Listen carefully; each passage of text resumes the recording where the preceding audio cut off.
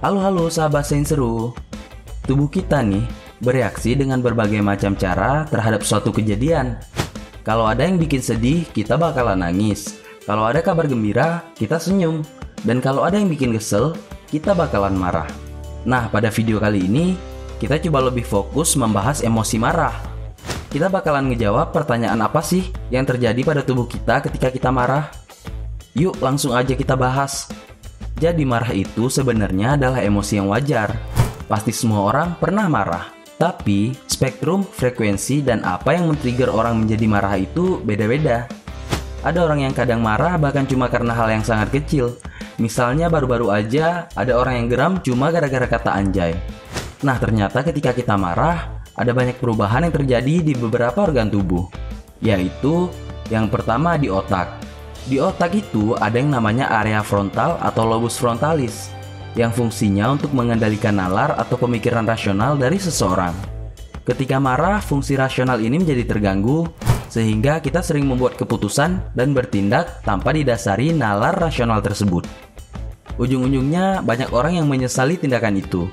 Khusus buat kalian nih, kami punya rahasia ampuh untuk mengatasi agar tidak membuat keputusan yang bakal kalian sesali.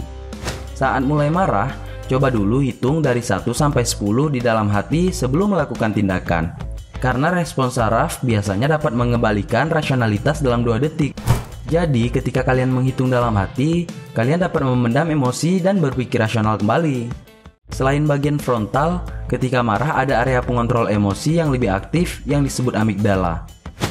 Nah, si amigdala ini merangsang produksi dari hormon kortikolamin dan juga hormon kortisol atau hormon stres. Hormon-hormon tersebut menimbulkan respon yang disebut fight and flight tubuh, sehingga organ lain bekerja lebih berat dari biasanya. Yang kedua, jantung dan paru-paru. Jadi nih teman-teman, kalau seseorang lagi marah, masih berkaitan dengan pelepasan hormon tadi, ada respon fight and flight yang aktif dalam tubuh. Respon ini diatur oleh sistem saraf otonom yang disebut sistem saraf simpatis. Nah, kalau sistem ini aktif, darah kita akan dipompa lebih kuat dan cepat oleh jantung, sehingga ketika marah kita bakalan ngerasa berdebar-debar. Selain itu, pernapasan juga akan meningkat, terus sel-sel di dalam tubuh akan meningkat metabolismenya, menyesuaikan dengan jantung dan paru yang bekerja lebih dari keadaan biasanya. Akhirnya suhu tubuh juga bakalan naik. Nah, hal-hal seperti ini ternyata kalau terjadi terus-menerus dan sering, bisa bahaya membuat kita rentan terkena beberapa penyakit. Karena itu banyak yang bilang sering marah mengundang penyakit, dan itu adalah benar. Yang ketiga, kita bakalan berkeringat lebih banyak dan gemetar. Masih berkaitan dengan poin sebelumnya, mekanisme fight and flight tubuh dapat membuat kelenjar keringat menghasilkan keringat yang lebih banyak untuk menurunkan suhu tubuh yang tadinya udah tinggi karena peningkatan metabolisme sel. Kemudian otot-otot kita juga menjadi lebih kaku karena pertukaran dan pemakaian energi yang cepat. Karena itu, apabila orang yang terlalu larut dalam kemarahannya, mereka akan terlihat gemetaran, kaku, dan gejala fisik seperti mengepalkan tangan dengan sangat kuat. Itu adalah sebuah tanda mereka berusaha meredam perubahan yang terjadi pada tubuhnya. Yang keempat, meningkatkan resiko dari berbagai penyakit. Sebuah penelitian dari Harvard School of Public Health mendapatkan kesimpulan bahwa marah meningkatkan resiko seseorang mengalami stroke. Baik itu stroke iskemik karena sumbatan, ataupun stroke hemoragik karena pecahnya pembuluh darah otak. Kemudian orang yang sering marah juga 8,5 kali lebih besar resiko terkena serangan jantung 2 jam setelah ledakan kemarahan.